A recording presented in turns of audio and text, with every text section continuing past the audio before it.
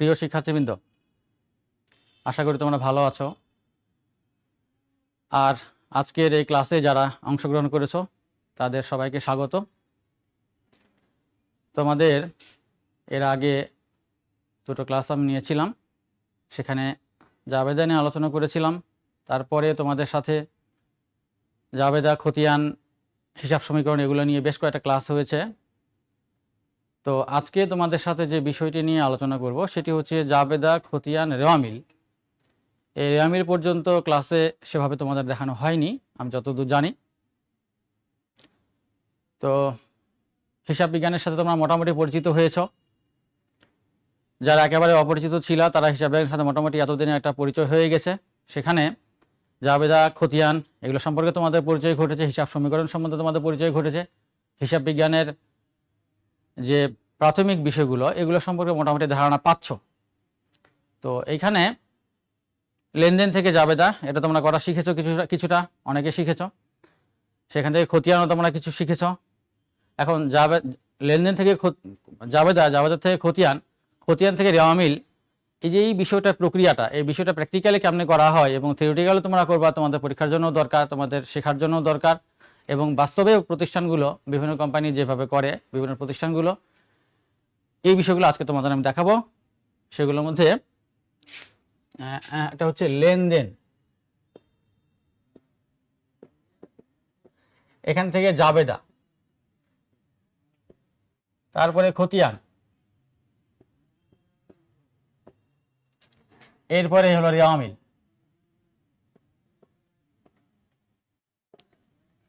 এই যে একটি প্রক্রিয়া, লেনদেন থেকে তোমরা জাবেদা করা শিখেছো, আশা করছি মোটামুটি শিখেছো, হয়তো পুরোপুরি এখনো সম্পন্ন হয়নি, তারপরে মোটামুটি শিখেছো। এগুলো তোমাদের প্র্যাকটিস লাগবে, আস্তে আস্তে এটা জটিল করবা। তো মোটামুটি শিখেছো, ধারণা পেয়েছো লেনদেন থেকে জাবেদা করা, জাবেদা থেকে খতিয়ান করা, মোটামুটি ধারণা পেয়েছো। সেগুলো আমি আজকে একটু গভীরভাবে তোমাদের সাথে কথা বলবো।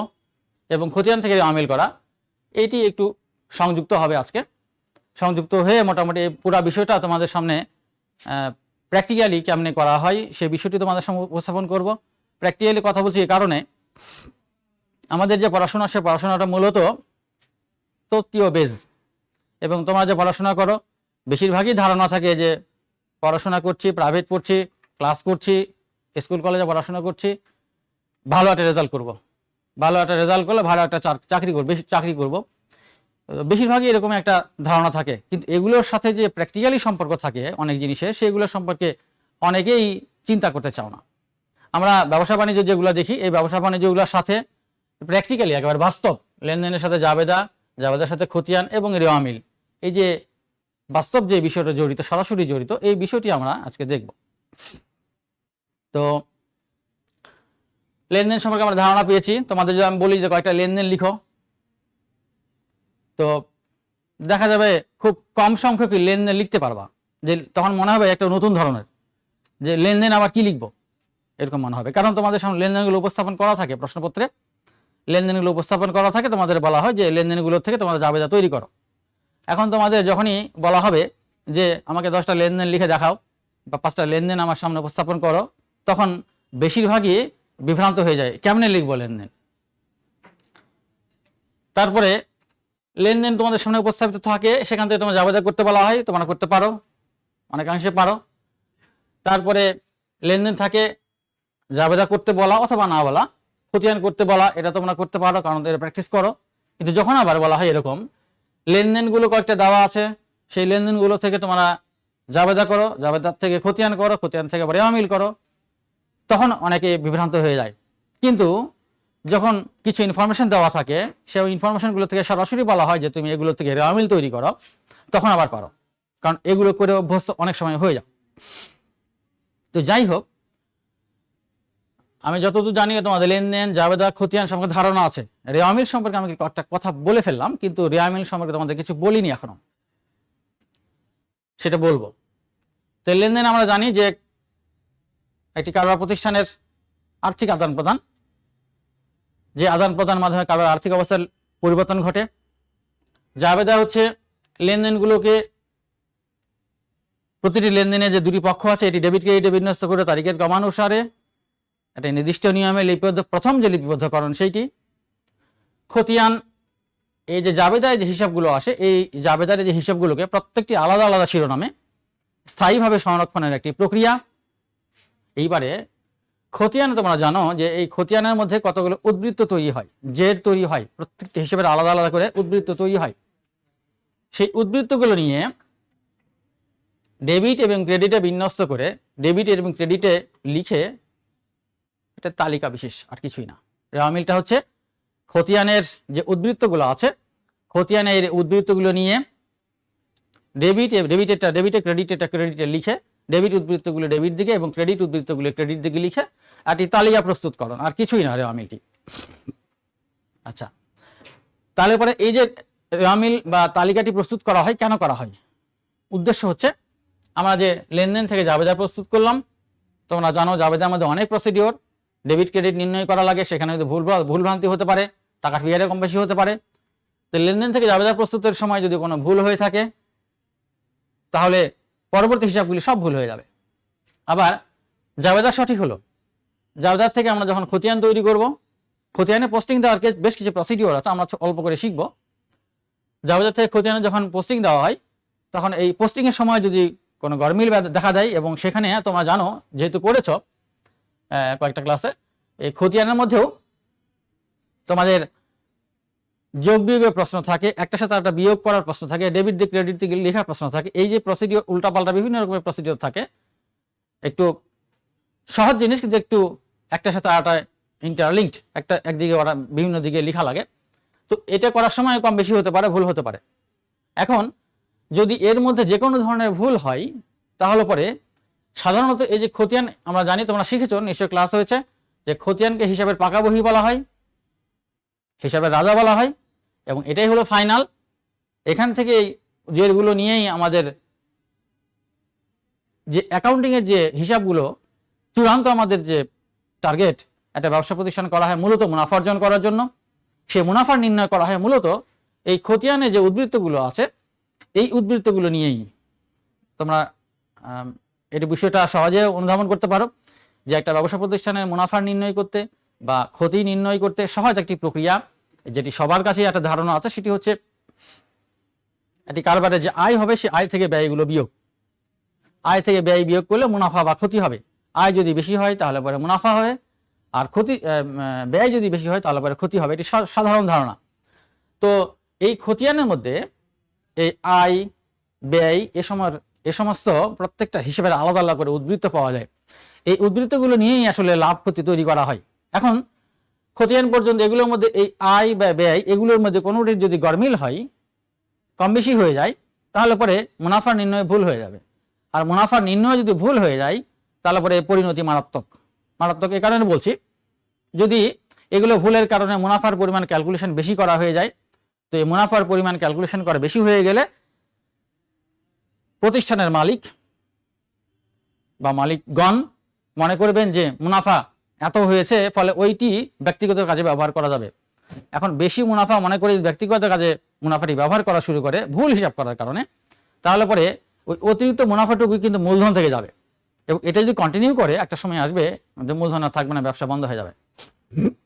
আবার যদি এমন হয় যে মুনাফা কম করা হয়েছে, খতিয়ানে উদ্বৃত্তগুলি জাবেদা বা খতিয়ানে কোনোখান উদ্বৃত্তগুলি ভুল থাকার কারণে মুনাফা যদি কম করে লেখা হয়, তার প্রভাব পড়বে, কারণ মুনাফা পরিমাণ সঠিকভাবে প্রকাশিত হবে না, প্রতিষ্ঠানের ইমেজ নষ্ট হবে, আরও অনেক সমস্যা তৈরি হতে পারে। তো ফলে এই উদ্বৃত্তগুলো নিয়ে মুনাফা ক্যালকুলেশন করে ভুল হতে পারে। আবার এখানে তোমরা জানো যে সম্পদ থাকে, দায় থাকে, খতিয়ান উদ্বৃত্তগুলোর মধ্যে সম্পদ থাকে, দায় থাকে। এই সম্পদ এবং দায়ের উদ্বৃত্তগুলো যদি ভুল তৈরি হয়, তাহলে ওগুলোর দ্বারাও সংশ্লিষ্ট স্টেক হোল্ডার যারা থাকবে, অর্থাৎ ওটার সাথে রিলেটেড যারা থাকবে, যাদের এগুলো প্রয়োজন, তারা বিভ্রান্ত হবে, এতে বহুমুখী ক্ষতির সম্ভাবনা থাকবে। এ কারণে সাধারণত খতিয়ান তৈরি হয়ে গেলেই তারপরে যে জিনিসটি করা হয় সেটি হচ্ছে রেওয়া মিল, এবং এই খতিয়ানে যে উদ্বৃত্তগুলি তোমরা করা শিখেছো, সেই খতিয়ানের উদ্বৃত্তগুলো নিয়ে জাস্ট একটি তালিকা, ডেবিট উদ্বৃত্তগুলো ডেবিট দিকে, ক্রেডিট উদ্বৃত্তগুলো ক্রেডিট দিকে, অর্থাৎ খতিয়ানের যে হিসাবগুলো ডেবিট উদ্বৃত্ত প্রকাশ করে, সেগুলো রেওয়া মিলের ডেবিট দিকে লিখতে হয়। এবং ডেবিট দিকে মানে দুটো ঘর থাকে আর কি, ডেবিট ক্রেডিট। তোমরা যেমন যাবে ডেবিট ক্রেডিট ঘর দেখেছো, ওইরকম দুটো ঘর থাকে, টাকার ঘর।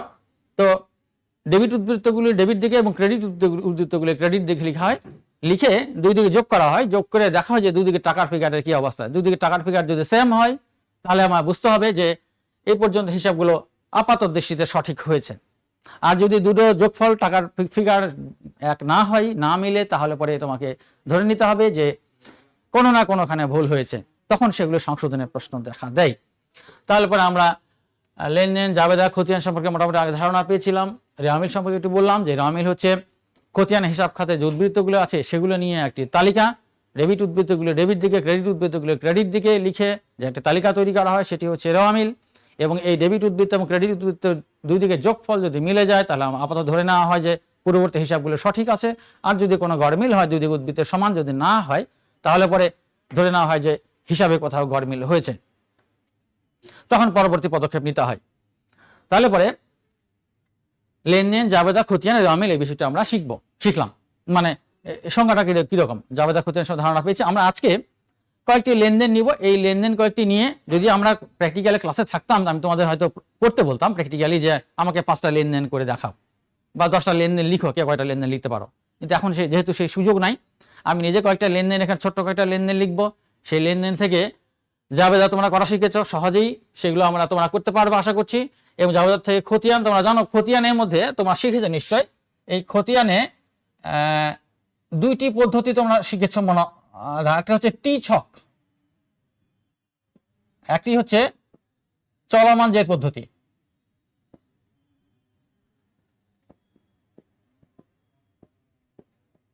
এই খতিয়ানের একটি তোমরা শিখেছ যে টি ছক বা শিখছো, আর হচ্ছে চলমান জের পদ্ধতি। এই দুটো নিয়ে একটু আলোচনা করবো সংক্ষেপে। জাবেদা তোমরা শিখেছই টি ছক। এই টি ছক বলতে টি মানে অনেক স্টুডেন্ট আমি দেখি যে টি ছক বলতে অটো টি ছক শিখে এবং তারপর কিভাবে করা লাগে শিখে। আসলে এই টি ছক বলতে এটা কিন্তু ইংরেজি টি অক্ষর, মানে এখানকার ছক যেগুলো হয় সেগুলো টি ছকের টি এর মতো, সেগুলো কেমনে আমি দেখাবো। টি এর মতো, এই কারণে এই পদ্ধতির নাম হচ্ছে টি ছক। আর এটি চলমান জের পদ্ধতির কারণে বলা হয়। এই যে মানে তোমরা নিশ্চয়ই জানা শিখেছ যে খতিয়ানের হিসাবে ডেবিট দিক ক্রেডিট দিক থাকে টাকা ফিগার লেখার সময়। এবং ডেবিট এবং ক্রেডিটের যে টাকাগুলো লেখা হয়, এই ডেবিট এবং ক্রেডিটের টাকা দুই দিকের যোগফলে পার্থক্য বের করা হয়। এই পার্থক্যটিকে আসলে বলা হয় জের। ডেবিট দিকে টাকার ফিগার এবং ক্রেডিট দিকে টাকার ফিগার, এই দুটোর পার্থক্য হলো জের। এবং এখানে চলমান জের এ কারণে বলা হয় যে এই পদ্ধতিতে প্রতিটি লেনদেন জাবেদাত থেকে খতিয়ানে পোস্টিং দেওয়ার সাথে সাথেই জের তৈরি হয়, অর্থাৎ উদ্বৃত্ত তৈরি হয়। অর্থাৎ ওই হিসাবের নেট ব্যালেন্স কত, উদ্বৃত্ত কত, জের কত, পার্থক্য কত, ডেবিট ক্রেডিটের পার্থক্য কত, জের কত বলতে ওই হিসাবে ডেবিট ক্রেডিটের পার্থক্য কত, এই পার্থক্যটি সাথে সাথে জানা যায়। এই জন্য চলমান শব্দটি ব্যবহৃত হয় এখানে। এই চলমান জেরেও দুইটি পদ্ধতির কথা বলা হয়। তোমাদের ওইভাবে না শিখলেও মোটামুটি ধারণা থাকা দরকার যে 3 কক্ষ বিশিষ্ট আর হচ্ছে 4 কক্ষ বিশিষ্ট। তোমাদের ইন্টারমিডিয়েটে বেশিরভাগই ক্ষেত্রে 4 কক্ষ বিশিষ্ট যেটি 4 ঘরা যেটি সেটি প্রচলিত। তো 3 ছক একটু দেখাই দেবো আমি, যদি তোমরা শিখেছো এগুলো। মূলত এই রেওয়ামিলটি করার জন্য এটা আমার এই সংক্ষেপে দেখাবো খুব অল্প কয়েকটা লেনদেন নিয়ে। তাহলে টি ছক হচ্ছে এই যে ইংরেজি ছকটা হচ্ছে ইংরেজি টি অক্ষরের মতো। চলমান জের পদ্ধতিতে এই জেরটি চলমান থাকে, অর্থাৎ প্রতিটি লেনদেন পোস্টিং দেওয়ার সাথে সাথে জের তৈরি হয়, এই কারণে চলমান জের বলা হয়। আর টি ছকে কিন্তু প্রতিটি লেনদেন পোস্টিং দেওয়ার সাথে সাথে কিন্তু জের তৈরি হবে না। একটা মাসের বা একটি সপ্তাহে যদি তোমার সামনে লেনদেন থাকে, সবগুলো জাবেদা করার পরে সবগুলো একসাথে পোস্টিং দেওয়ার পরে একবারে ব্যালেন্স তৈরি করা হয়, একবারে জের তৈরি করা হয় এখানে। এই জন্য এটাকে চলমান জের বলা হয় না। আর এটি প্রতিটি লেনদেন পোস্টিং দেওয়ার পরেই এগুলোর জের তৈরি হয়। আচ্ছা, এতগুলো কথা বললাম আমি মোটামুটি এগুলো সম্পর্কে একটা প্রাথমিক ধারণা দেওয়ার জন্য। এখন আমরা কয়েকটা লেনদেন সংক্ষেপে লিখবো। এই লেনদেন কয়েকটা সংক্ষেপে লিখে সেগুলো জাবেদা তোমরা পারবা, তা তবু আমরা এখানে করবো যেহেতু পরবর্তী প্রসিডিউরটির জন্য প্রয়োজন। তো ফলে কয়েকটি জাবেদা আমরা করবো, সেখান থেকে খতিয়ান তোমরা আশা করছি অনেকেই পারবা। তারপরেও আমরা সংক্ষেপে করবো এখানে, তারপরে সেখান থেকে রেওয়ামিল আমরা করবো।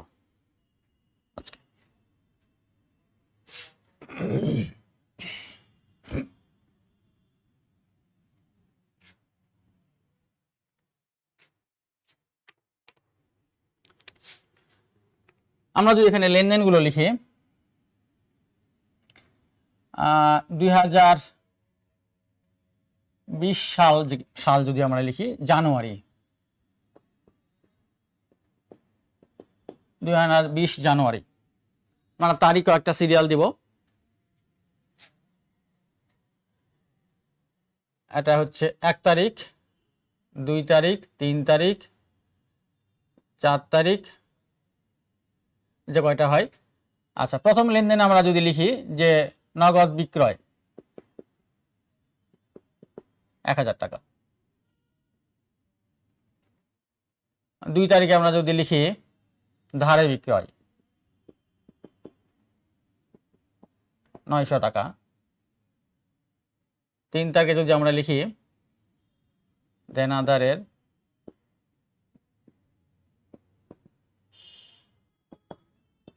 নিকট থেকে প্রাপ্তি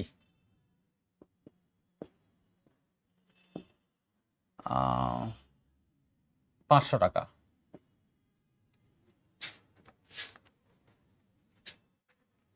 এবারে 5 তারিখে আমরা যদি লিখি নগদ ক্রয় 2000 টাকা, সরি ক্রয় 2000 না লিখে নগদ ক্রয় 500 টাকা লিখি।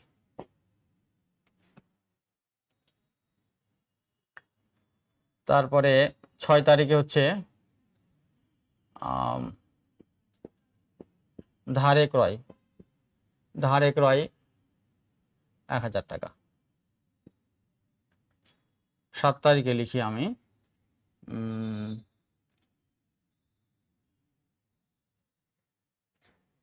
পাওনাদারকে প্রদান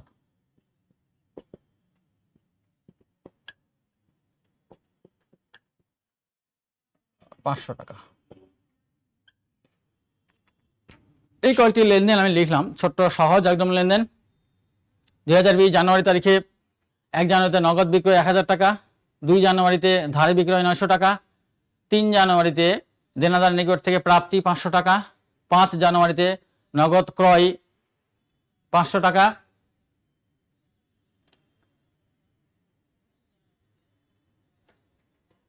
6 জানুয়ারিতে ধারে ক্রয় 1000 টাকা, 7 জানুয়ারিতে পাওনাদারকে প্রদান 500 টাকা। এগুলো তোমাদের আমি যদি জাবেদা তোমাদের করতে বলি তাহলে তো আশা করছি এতদিনে তোমরা সবাই পারবা। এগুলো সংক্ষেপে জাবেদা আমরা যদি করি এগুলা তোমরা এই জাবেদাগুলো মোটামুটি সবাই পারবা। তারপরে সংক্ষেপে এগুলো করবো আমরা। তো নগদ বিক্রয়ের জাবেদা আমরা শিখেছি নগদান হিসাব ডেবিট আর বিক্রয় হিসাব ক্রেডিট। আমরা সংক্ষেপে করব এটাই জাবেদা হচ্ছে। সংক্ষেপে হচ্ছে 1 তারিখে হচ্ছে সংক্ষেপে নগদান হিসাব ডেবিট আর বিক্রয় হিসাব ক্রেডিট। এটি হচ্ছে 1000 টাকা।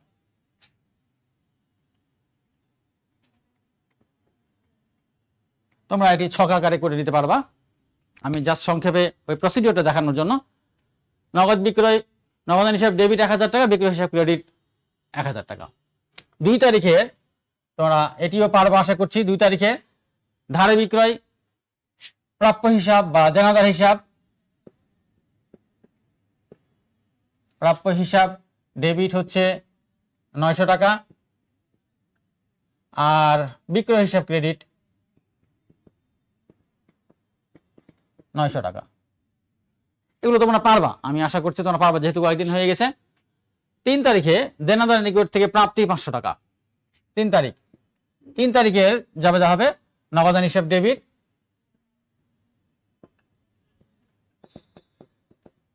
আর প্রাপ্য হিসাব ক্রেডিট।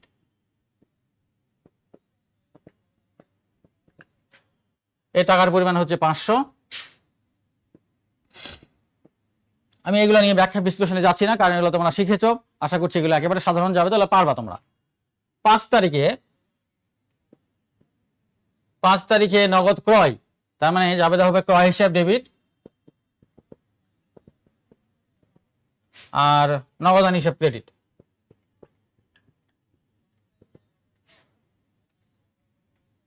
$500।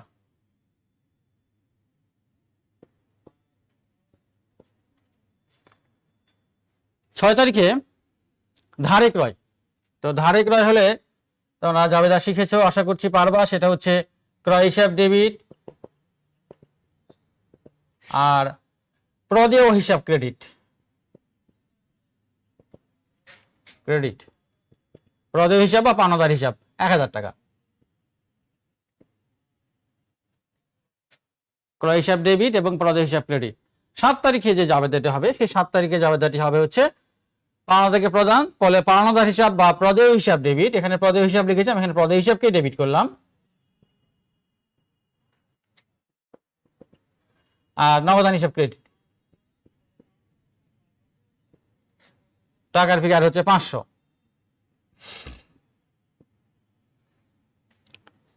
প্রদেয় হিসাব ডেবিট এবং নগদান হিসাব ক্রেডিট 500 টাকা। এই কয়েকটি জাবেদা তোমরা পারবা। আচ্ছা, এইখানে অনেক সময় প্রশ্ন তোলে, সেটি হচ্ছে এখানে ধারে বিক্রি হয়েছে 900 টাকা, দেনার নিকটতে প্রাপ্তি 500 টাকা। তখন অনেকে বলে তাহলে 400 টাকার কি হলো? বাটা বিষয় একটা আছে, তোমরা এখনো হয়তো সেখানে যাওনি। সেই 400 টাকার কি হলো? 900 টাকা বিক্রি করা হয়েছিল ধারে, প্রাপ্য হিসাব তৈরি হয়েছে বা দেনাদার তৈরি হয়েছে 900 টাকা, পেলাম 500 টাকা। হ্যাঁ, বাকি 400 টাকা পরে পাবে। 500 টাকা পেয়েছে, বাকিটা ব্যালেন্সে গিয়ে গেল, পরে পাবে, এরকম হতে পারে। এখানে বাটার কোনো বিষয় নাই বা এমন বলা হয়নি যে 500 টাকা দিয়ে বাক সব, বাংলা ভাষা আমরা যেভাবে শোধবোধ আর কি, নিষ্পত্তি আর লেনদেন নাই। সেক্ষেত্রে বাটা নামক একটা বিষয় আছে, যেটি ব্যাখ্যা বিশ্লেষণ পরে করা হবে। নগদান বইতে তোমরা 3 ঘর নগদান বই যদি করো, এখনো করা হয়নি আশা করি, মনে হয়, তো ওই 3 ঘর নগদান বইতে বাটার প্রশ্নটি আসবে বা অন্য বিভিন্ন ক্ষেত্রে আসবে। তো জাবেদার মধ্যেও আসবে যদি নিষ্পত্তি হয়ে যায়। 900 টাকা দেনাদার তৈরি হয়েছে, প্রাপ্য হিসাব তৈরি হয়েছে, সেখানে যদি 800 টাকা নিয়ে বা 850 টাকা নিয়ে লেনদেনের নিষ্পত্তি হয়ে যায়, অর্থাৎ শোধ, 8 টাকা পাওয়া যাবে না, সেক্ষেত্রে বাটার প্রশ্ন আসে। এখানে কিন্তু নিষ্পত্তির কথা বলা হয়নি। ঠিক তেমনি ভাবে পাওনাদার প্রদানের ক্ষেত্রে এখানে ধারে ক্রয় হয়েছে তোমার 1000 টাকা, পাওনাদারকে প্রদান করা হয়েছে 500, তাহলে 500 টাকা কি হলো? হ্যাঁ, 500 টাকা কিছু হয়নি, 500 টাকা থাকবে। 500 টাকা পাওনাদার পাবে, পরে পাবে। সে আপাতত আংশিক পরিশোধ হয়েছে, এটা আংশিক পেমেন্ট আর কি। দেনাদারের ক্ষেত্রে এটা আংশিক পেমেন্ট, পাওনাদার ক্ষেত্রে আংশিক পেমেন্ট। এটি অনেক সময় ছেলেরা প্রশ্ন উত্থাপন করে যে তাহলে বাকি টাকা কি হলো, বাকি টাকা পরে পরিশোধিত হবে। এটা আমরা ধরে নেব ব্যালেন্স থেকে যাবে উদ্বৃত্ত। এই উদ্বৃত্ত নির্ণয়করণগুলোই আসলে খতিয়ানের মধ্যে শেখা হয়। তাহলে এগুলো হচ্ছে জাবেদা। আমি আশা করছি এই জাবেদাগুলো তোমাদের প্রায় সবারই জানা আছে, মোটামুটি ধারণা তৈরি হয়েছে। আচ্ছা, এই জাবেদাগুলোর থেকে আমি এই লেনদেনগুলো রেখে দেবো, এগুলো মুছে দেবো। এই জাবেদাগুলোর থেকে আমরা খতিয়ানের হিসাব খাতগুলো তৈরি করবো। সেই খতিয়ানের হিসাব খাতগুলো থেকে, খতিয়ানের উদ্বৃত্তগুলো থেকে আমরা রেওয়ামিল তৈরিকরণটা শিখবো মূলত। অর্থাৎ জাবেদা থেকে খতিয়ান, খতিয়ান থেকে রেওয়ামিল প্রস্তুতকরণটা কেমনে হয়। এই যে জাবেদা, এগুলো তোমরা একটা নির্দিষ্ট ছকে করছো। তারিখে, এই যে তারিখটা তারিখের ঘরে, এগুলো বিবরণের ঘরে, টাকার ফিগারে 2টো কলাম থাকে, মধ্যে খতিয়ান পৃষ্ঠা থেকে কলাম থেকে, তারপরে 2টো কলাম থাকে, ডেবিট এবং ক্রেডিট। ডেবিট দিকে টাকার ফিগারগুলো ডেবিট দিকে, ক্রেডিট টাকার ফিগারগুলো ক্রেডিট দিকে। ওই ছকটা খুব একটা তোমাদের জন্য জটিল কিছু বিষয় না, ছক করে শুধু ওখানে উপস্থাপন করে দিলেই হয়ে গেল। এখন আমরা এই যে জাবেদারি করা হলো, এই থেকে আমরা খতিয়ানগুলো কি হবে এবং সেখান থেকে রেওয়ামিল কেমনে হবে সেই বিষয়টা আমরা একটু দেখব।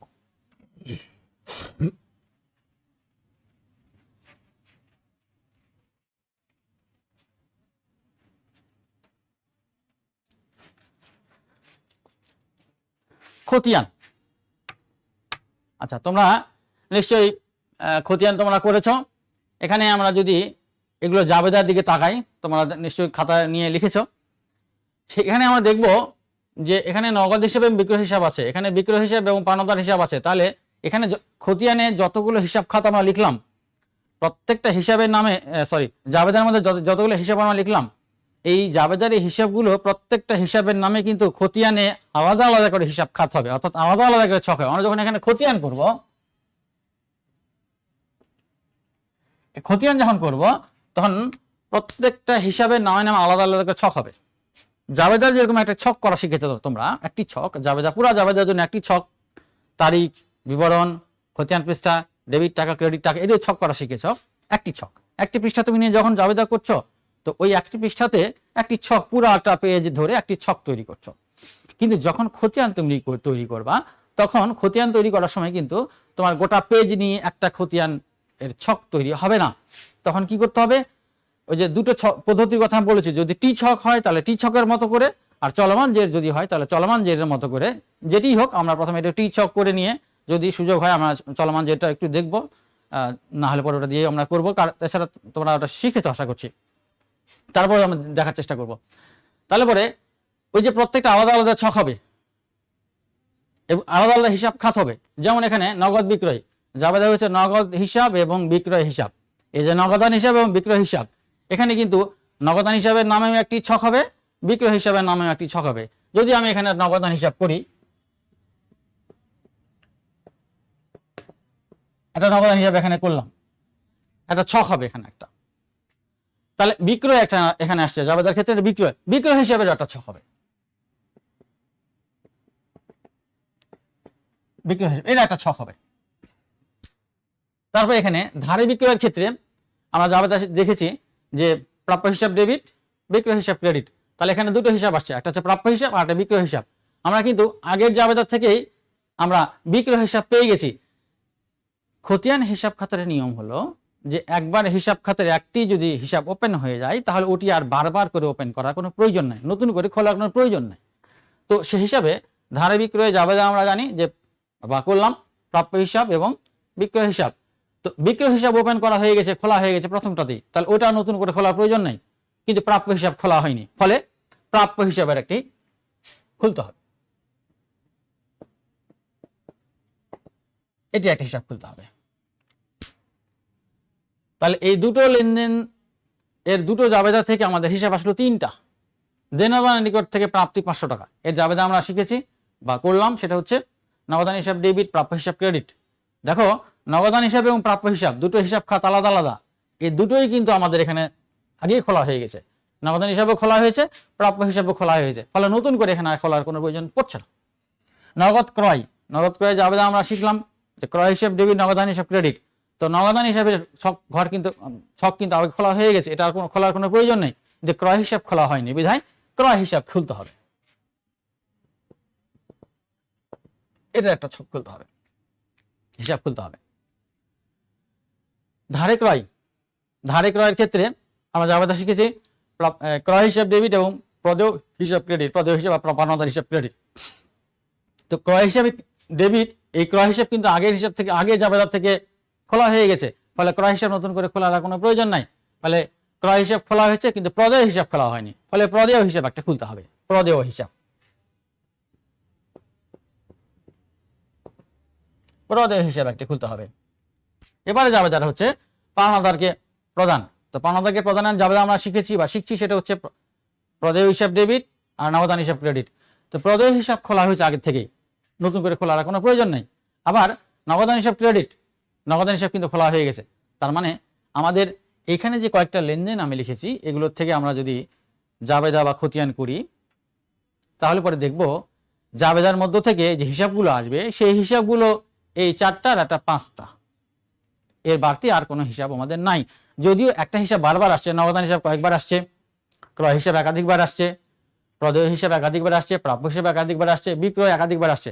তো একাধিকবার আসলেও একটি হিসাব বারবার যদি আসে তার জন্য হিসাব খাত হবে একটি, আবার একটি হিসাব যদি একবার আসে তার জন্য একটি হিসাব খাত হবে। অর্থাৎ যে কোনো হিসাব জাবেদার মধ্যে আসলেই ওটির জন্য একটা হিসাব খাত হবে, কিন্তু বারবার আসলে তার জন্য একটি হবে। তো আমরা এগুলো একটু পোস্টিং দিয়ে তারপর আমরা যে মূল বিষয়টি সেটি আমরা রেওয়া মিলের যে বিষয়টি সেটি আমরা দেখব।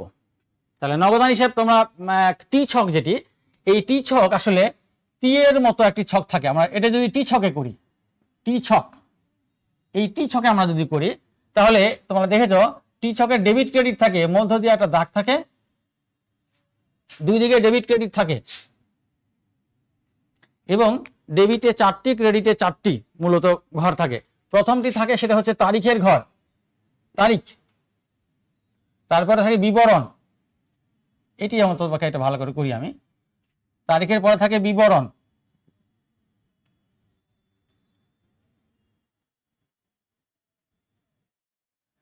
এখানে যেটি থাকে জাবেদা পৃষ্ঠা, এরপরে পরিমাণ থাকে টাকার পরিমাণ, টাকার পরিমাণ।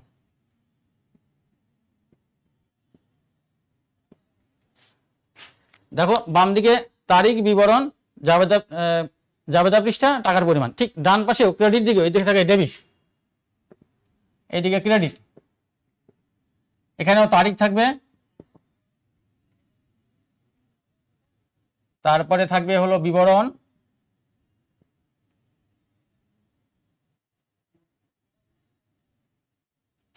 তারপর থাকবে জাবেদা পৃষ্ঠা,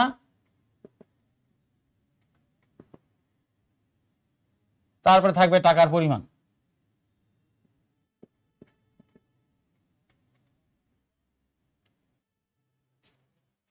এই মোটামুটি টি ছকের ঘর। আমরা যদি বিক্রয় হিসাব করি, আমরা এখানে আর অত কিছু করব না। এই যে টি ছক, টি ক্রয় হিসাব যদি আমরা করি, এর মধ্যে যে একটা দাগ দিলাম এটা টি, ইংরেজি টি অক্ষর। প্রাপ্য হিসাব যদি আমরা করি, প্রাপ্য হিসাবের এখানে মধ্যে যারা দাগ দিলাম টি অক্ষর। প্রদেয় হিসাব যদি আমরা করি, মধ্যে যারা দাগ দিলাম এটা টি অক্ষর। এই জন্যই আসলে এটিকে টি ছক বলা হয়, টি এর মতো দেখতে। আসলে এই যে ছকগুলো করা হয়েছে, এগুলো বিবরণ, জাবেদা পৃষ্ঠা, টাকার পরিমাণ, এই যে এত কিছু করা হয়, এগুলো তোমার অ্যাডভান্স লেভেল গিয়ে দেখবা যে এত ঘরটর করা হচ্ছে না। টি এর মতো করে তারিখে যে তারিখ লিখে টাকার পরিমাণটা লিখে দাও, তারিখ এখানে লিখে টাকার পরিমাণটা লিখে দিল, বুঝতে পারলেই হলো। রেফারেন্স যদি থাকে, জাবেদা পৃষ্ঠা কোনো রেফারেন্স যদি থাকে তো ওখানে লিখে দিল। তো এখন তোমরা শিখবা এরকম করেই করবা। আমি শুধু এটা পোস্টিং দিয়ে দেখাবো, পোস্টিং তোমরা শিখেছো নিশ্চয়ই। আচ্ছা, নগদে বিক্রয়ের ক্ষেত্রে জাবেদা তোমরা শিখেছো যে নগদান হিসাব ডেবিট। তো নগদান হিসাব ডেবিট দিকে হলো তোমার টাকার পরিমাণ লিখতে হবে 1000 টাকা, তারিখ দিতে হবে 1/2020 জানুয়ারি হলো 1। এই তারিখটা প্রত্যেক তারিখের ঘরে এই 2020 জানুয়ারি 1। আমি 2020 জানুয়ারি কথাটা কোনোখানে লিখবো না, তোমরা এটা ধারণা পেলেও হবে যে 2020 জানুয়ারি লিখতে হবে এবং তারিখ লিখতে হবে 1 তারিখ। এবং 1 তারিখে নগদ দিকে টাকার পরিমাণ কত? 1000 টাকা। নগদান হিসাব ডেবিট, তো ফলে ক্রেডিট, ডেবিট দিকে টাকা ফিগার লিখে ফেলেন 1000 টাকা। এখানে লিখতে হয় আসলে এক্সপ্লানেশন হলো ব্যাখ্যা। নগদান বিবরণ যদি লেখা হয়েছে এটা ব্যাখ্যা, সেটা হচ্ছে নগদান হিসাব ডেবিট 1000 টাকা, কেন 1000 টাকা ডেবিট করা হলো, ডেবিট দিকে কেন হলো, সে ব্যাখ্যাটা হচ্ছে বিক্রয়। বিপরীত হিসাবে নাম লিখলে অনেক ক্ষেত্রেই ব্যাখ্যাটি হয়ে যায়, তাই বিপরীত হিসাবে নামটি লিখে দেওয়া হয় যে নগদান হিসাব ডেবিট 1000 টাকা। আর ওই যে বিক্রয় হিসাব, এই যে বিক্রয় হিসাব আমরা ওপেন করেছি, এই বিক্রয় হিসাবে ক্রেডিট দিকে টাকা ফিগারটি লিখবো, সেটি হচ্ছে 1000 টাকা। তারিখ যদি আমি লিখি, এটা তারিখ হলো 1। আমি শুধু টাকার ফিগারটা লিখলাম, অত বিস্তারিত আমি আর লিখলাম। তাহলে পরে বিক্রয় 1000 টাকা, নগদান হিসাব ডেবিট 1000 টাকা, আর ওখানে বিক্রয় হিসাব ক্রেডিট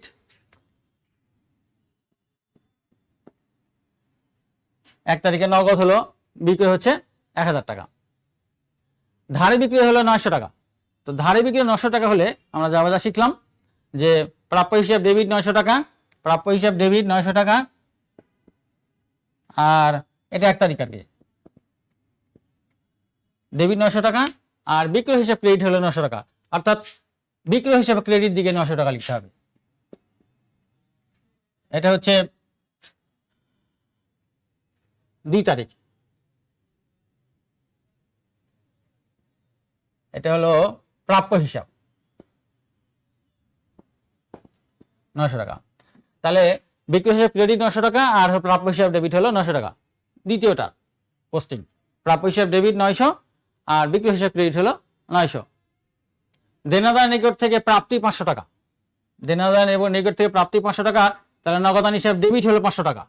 তার মানে নগদান হিসাব ডেবিট দিয়ে লিখতে হবে তোমার হচ্ছে 500 টাকা, আর প্রাপ্য হিসাব ক্রেডিট হবে তোমার হলো 500 টাকা। অর্থাৎ প্রাপ্য হিসাবে ক্রেডিট দিকে তোমাকে লিখতে হবে হচ্ছে 500 টাকা। এটা তারিখ হচ্ছে 3 তারিখ, প্রাপ্য হিসাবে ক্রেডিট দিকে। এগুলো তোমরা জানো, শিখেছো, জাস্ট ব্যালেন্সটা আমি তৈরি করব। তারপরে নগদ ক্রয়ের ক্ষেত্রে তোমরা যাবাদা শিখেছো ক্রয় হিসাব ডেবিট 500, অর্থাৎ ডেবিট দিকে হচ্ছে 500, আর নগদান হিসাব ক্রেডিট হচ্ছে 500। এই যে নগদান হিসাব, এই নগদান হিসাবে ক্রেডিট দিকে লিখতে হচ্ছে 500। এর তারিখ হচ্ছে তোমার 5, আর এখানে লিখতে হবে ক্রয়। নগদান হিসাব ডেবিট 500, নগদান হিসাব ডেবিট হলো 500, ক্রয় হচ্ছে 500, আর নগদান হিসাব ক্রেডিট হলো 500। ক্রয় হিসাবে ডেবিট হলো 500 আর নগদান হিসাব ক্রেডিট হচ্ছে 500।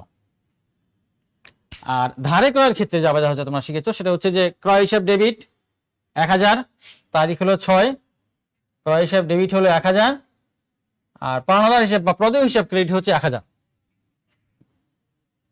এটা প্রদেয় হিসাব, এটা হলো তারিখ 6। প্রদেয় হিসাব ক্রেডিট হচ্ছে 1000। পাওনাদারকে প্রদান 500 টাকা। পাওনাদারকে যখন প্রদান 500 টাকা হবে তো প্রদেয় হিসাব বা পাওনাদার হিসাব ডেবিট হবে হচ্ছে 500। তারিখ হচ্ছে তোমার 7, তারিখ হচ্ছে 7 তারিখে প্রদেয় হিসাব ডেবিট 500 আর নগদান হিসাব ক্রেডিট হচ্ছে 500। এটা হচ্ছে 7 তারিখ প্রদেয় হিসাব। এ হচ্ছে পোস্টিং। আমি আরেকবার একটু দেখাচ্ছি, দেখো নগদ বিক্রয় করা হয়েছে 1000 টাকা, তো নগদান হিসাবে ডেবিট হচ্ছে 1000 আর বিক্রয় হিসাব ক্রেডিট হচ্ছে 1000। দেখো বিক্রয় হিসাব ক্রেডিট 1000। তারপরে ধারে বিক্রয় হচ্ছে 900 টাকা, এটার জন্য হচ্ছে প্রাপ্য হিসাব ডেবিট 900, এই যে প্রাপ্য হিসাব ডেবিট 900 আর বিক্রয় হিসাব ক্রেডিট হচ্ছে 900, এই যে বিক্রয় হিসাব ক্রেডিট হচ্ছে 900। তারপরে দেনাদারের নিকট থেকে প্রাপ্তি হচ্ছে 500 টাকা, তাহলে নগদান হিসাব ডেবিট 500 মানে যে 500 টাকা ডেবিট আর প্রাপ্য হিসাব ক্রেডিট 500, এই যে প্রাপ্য হিসাব ক্রেডিট 500। এটা প্রাপ্য হিসাব মানে এটা নগদান হিসাব পাওয়া গেছে হচ্ছে প্রাপ্য হিসাবের কাছ থেকে, নগদান হিসাব ডেবিট 500 আর হচ্ছে প্রাপ্য হিসাব ক্রেডিট 500। নগদ ক্রয়ের ক্ষেত্রে ক্রয় হিসাব ডেবিট 500 এই যেটি আর নগদান হিসাব ক্রেডিট হচ্ছে 500 এই যেটি, নগদান হিসাব ক্রেডিট 500। ধারে ক্রয়ের ক্ষেত্রে ক্রয় হিসাব ডেবিট হচ্ছে 1000, এই দেখো ক্রয় হিসাব ডেবিট 1000 টাকা আর প্রদেয় হিসাব ক্রেডিট হচ্ছে 1000 টাকা, এই যে প্রদেয় হিসাব ক্রেডিট হচ্ছে 1000 টাকা। আর পাওনাদারকে প্রদান 500 টাকা, পাওনাদারকে প্রদান 500 টাকার ক্ষেত্রে পাওনাদার হিসাব ডেবিট বা প্রদেয় হিসাব ডেবিট হচ্ছে 500 আর নগদান হিসাব ক্রেডিট হচ্ছে 500। এই দেখো পোস্টিং সবগুলার হয়ে গেছে মোটামুটি। এভাবে পোস্টিং, এগুলো ভিতরে লেখা তোমরা শিখেছো, আমি একটা লিখেছি, তোমরা ভিতরে লেখাগুলো শিখেছো, ওভাবে লিখে নিবা। শুধু উদ্বৃত্ত নির্ণয় করে সেই উদ্বৃত্তটা আমরা রেওয়ামিলের মধ্যে পোস্টিংটা দেখবো আর কি আজকে। এবারে করতে হবে কি জের নির্ণয় করতে হবে, এবং এই টি ছকের ক্ষেত্রে নিয়ম হলো তোমরা শিখেছো নিশ্চয়। এই যে একটা হিসাব, নগদান হিসাব বা ক্রয় হিসাব, প্রদেয় হিসাব, বিক্রয় হিসাব, প্রাপ্য হিসাব, হিসাবগুলোর ডেবিট দিকে টাকার ফিগার বড় নাকি ক্রেডিট দিকে টাকার ফিগার বড় সেটি দেখতে হয়।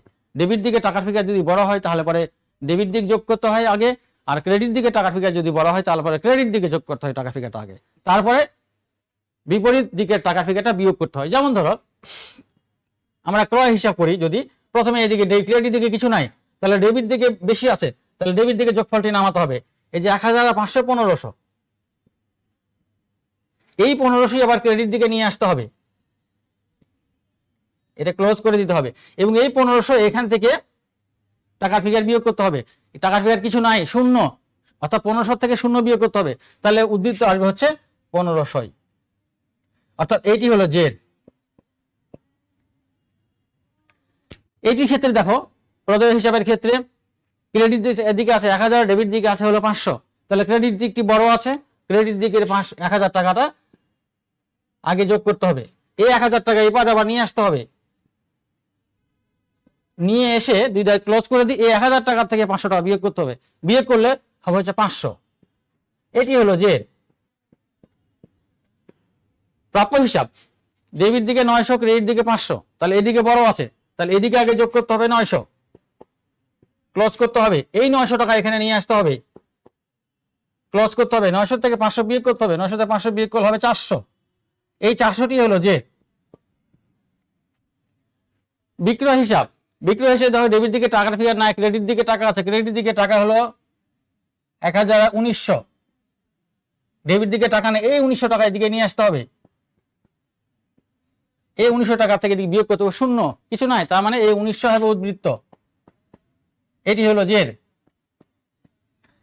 এটা দেখো এদিকে ডেবিট কে দুই দিকে টাকা ফিগার আছে, এখানে এরকম অনেকগুলো থাকবে, সেক্ষেত্রে দেখতে হবে যে কোন দিকে টাকার ফিগার বড়। এদিকে 1000 500 1500, এদিকে আছে 500 500 1000, তাহলে এদিকটা বড় আছে ডেবিট দিক, তাহলে এই ডেবিট দিকটা আগে যোগ করতে হবে। এবং হিসাবগুলোর ক্ষেত্রে আসলে কতগুলো স্বাভাবিক উদ্বৃত্ত প্রকাশ করে, তোমরা যে হিসাবগুলো শিখেছে সেই হিসাবগুলোর স্বাভাবিক কিছু উদ্বৃত্ত প্রকাশ করে। যেমন সম্পদগুলো নরমালি সবসময়ের জন্য ডেবিট দিকে বেশি হয়, নগদান হিসাবও সাধারণত তাই, যে নরমালি ডেবিট দিক বেশি হয়, কারণ সম্পদগুলো সবই ডেবিট দিক বেশি হয়। তো এই ডেবিট দিকটা আগে যোগ করবো আমরা 1500, এই 1500 এদিকে নিয়ে আসতে হবে, এই 1500 থেকে এই দুটো বিয়োগ করতে হবে, 500 500 1000 বিয়োগ করতে হবে, করলে 500 হবে। এটি হলো জের। এই হলো খতিয়ান। এগুলো তোমরা মোটামুটি করা এর আগে ক্লাসও করা শিখেছো। এখন এই যে কয়েকটা হিসাব, নগদান হিসাব, বিক্রয় হিসাব, তারপরে প্রাপ্য হিসাব, ক্রয় হিসাব, তারপরে প্রদেয় হিসাব, এই যে হিসাবগুলো, এই হিসাবগুলো আমার উদ্বৃত্তগুলো নিয়ে আমরা রেওয়া মিল তৈরি করবো। সেটা হচ্ছে যে এই যে উদ্বৃত্ত মানে যেটি এখানকার 500, তোমার এখানকার হলো 1900, এখানকার হলো 1500, তারপরে এই যে 400, তারপরে এই যে 500, এগুলো নিয়ে আমরা যে উদ্বৃত্ত তৈরি করবো। আমরা এটি সংক্ষেপে এটি যদি করে নিই, নাহলে পরে ভেজাল বাদে। সেটা হচ্ছে নগদ হলো হয়েছে তোমার 500, তারপরে হচ্ছে বিক্রয় হয়েছে 1900, তারপরে ক্রয় হয়েছে 1500, তারপরে প্রাপ্য হিসাব হয়েছে তোমার হলো 400, আর প্রদেয় হিসাব হয়েছে হলো 500।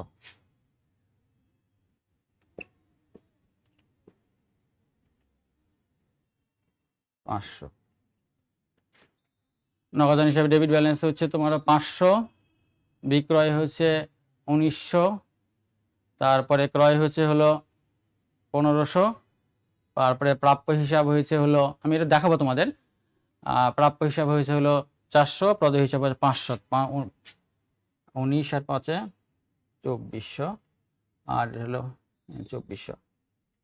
আমরা এটা মুছে দিয়ে এটা দেখাবো। আর একটু সংক্ষেপে দেখে ভুল হলে পরে আবার ঝামেলা বাঁধবে।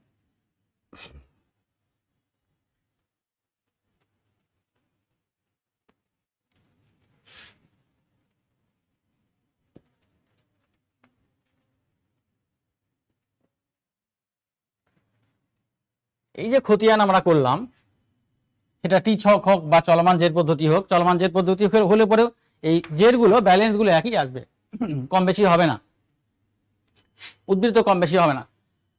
আমরা এখানে 5টা হিসাব পেয়েছি। রেওয়া মিল তৈরি করার সময় একটা ছক তৈরি করতে হবে রেওয়া মিলের, মোটামুটি এরকম।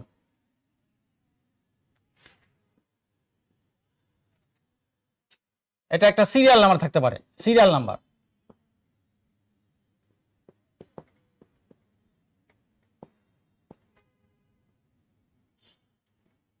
এক 2 3 4 5 6 7 8 এরকম সিরিয়াল নাম্বার থাকতে পারে।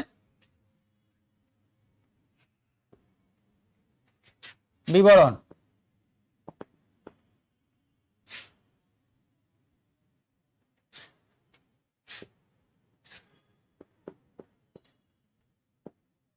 ডেবিট টাকা, ক্রেডিট টাকা, এরকম একটা ছক থাকবে তোমাদের। এটার উদ্দেশ্য হচ্ছে আমরা যে হিসাবগুলো করেছি, জাবেদা করলাম, খতিয়ান করলাম, সেগুলো কোনো ভুল ভ্রান্তি হয়েছে কিনা। এখানে আসবে কি, যে হিসাবগুলো আগে আমরা দেখেছি খতিয়ানের মধ্যে হিসাবে ছকগুলো, সেগুলো এখানে সিরিয়াল নিয়ে চলে আসতে হবে, 1 2 3 4 5 6 7 8 করে সিরিয়াল চলে আসবে। তারপরে সেই হিসাবগুলো লিখে ডেবিট উদ্বৃত্তগুলো ডেবিট দিকে, ক্রেডিট উদ্বৃত্তগুলো ক্রেডিট দিকে লিখে দুই দিকে যোগ করতে হবে। আমরা দেখি যে নগদান হিসাব প্রথম,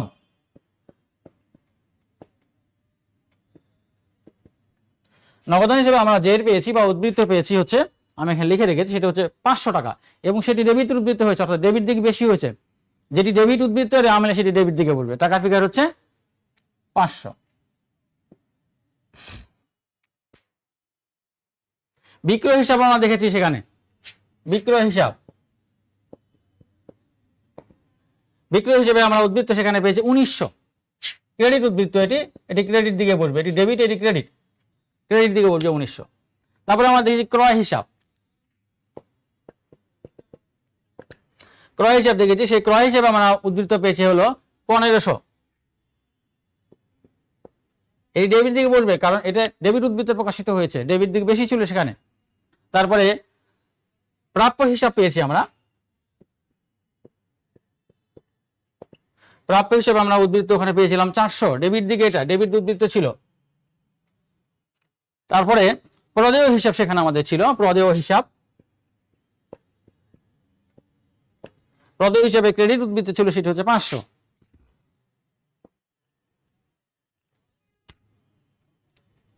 এরকম উদ্বৃত্ত আমরা পেয়েছি। অর্থাৎ খতিয়ানে নগদান হিসাব ছিল, খতিয়ানে বিক্রয় হিসাব ছিল, খতিয়ানে ক্রয় হিসাব ছিল, খতিয়ানের প্রাপ্য হিসাব ছিল, খতিয়ানের প্রদেয় হিসাব ছিল। এই সিরিয়াল নাম্বারের মধ্যে প্রশ্নপত্রের অধিকাংশ ক্ষেত্রে সিরিয়াল নাম্বার দেওয়া থাকে না। যদি দেওয়া থাকে, মনে করো 1 দেওয়া আছে তো 1 দিবা, 2 দেওয়া আছে 2 দিবা, 3 দেওয়া আছে 3 দিবা, 4 দেওয়া আছে 4 দিবা, 5 দেওয়া যেটা দেওয়া থাকবে দিবা। আর সিরিয়াল নাম্বার না দেওয়া থাকে কিছু লেখার দরকার নেই, এখানে সিরিয়াল নাম্বার একটা ছক করে দিলেই হবে। এটা এমন কোনো জরুরি বিষয় না। এখানে অনেক সময় খতিয়ান পৃষ্ঠার ঘর লাগে, খতিয়ান পৃষ্ঠার ঘর ছক খতিয়ান পৃষ্ঠা, মানে খতিয়ান পৃষ্ঠাতে যত নাম্বার পৃষ্ঠা আছে এখানে খতিয়ান পৃষ্ঠা একটা ছক দিয়ে দিতে পারো, খতিয়ান পৃষ্ঠা। আচ্ছা যাই হোক, এগুলো এইটা মুখ্য বিষয় আমাদের না, এটাও মুখ্য বিষয় না আমাদের। রেওয়ামিলের মুখ্য বিষয় হচ্ছে হিসাবগুলো এখানে লিখে, সেই হিসাবগুলো যে উদ্ধৃত হয়েছে, ডেবিট উদ্ধৃতগুলো ডেবিট দিকে এবং ক্রেডিট উদ্ধৃত ক্রেডিট দিকে লিখে তারপরে যোগ করে দেখা যে দুই দিকে যোগফল মিলছে কিনা। আমরা দুই দিকে ব্যালেন্সগুলো লিখেছি, লিখে এখন আমরা দুই দিকে যোগ করব।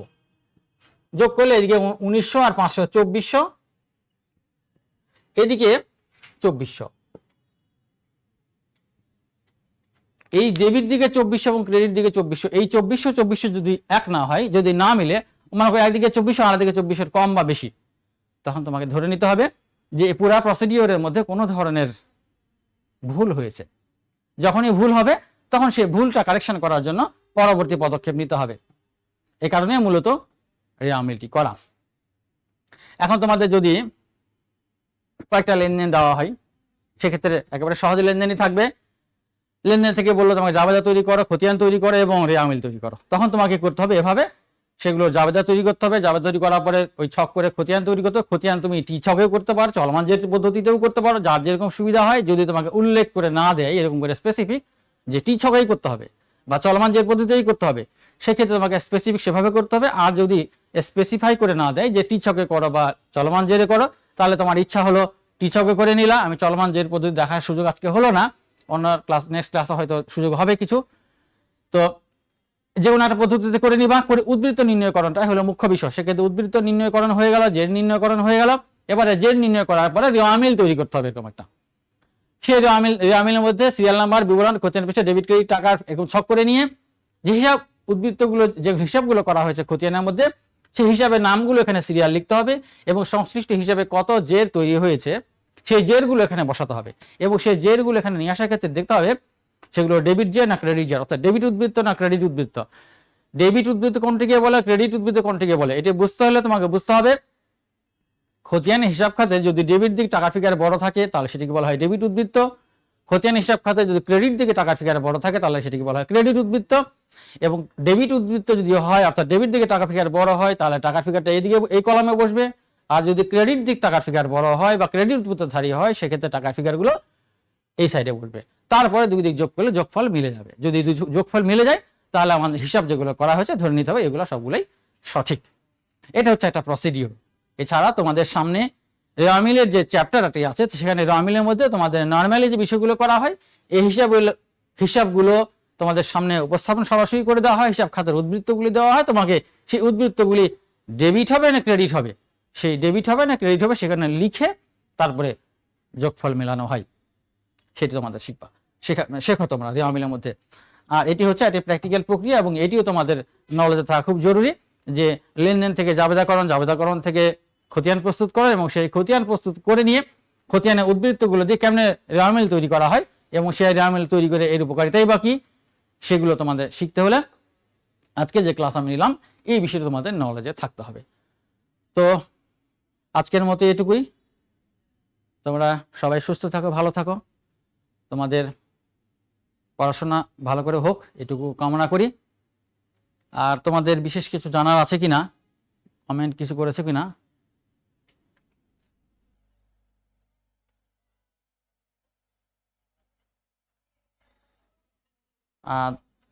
তোমাদের সামনে আরো ক্লাস হবে, আমি একটু চোখের সমস্যা থাকার কারণে আমি লেখাগুলো পড়তে পারছি না। তোমাদের কমেন্ট কিছু আছে কিনা? যাই হোক, তোমরা ভালো থাকো, সুস্থ থাকো, এ বলে আমি আজকে আমার ক্লাস শেষ করছি।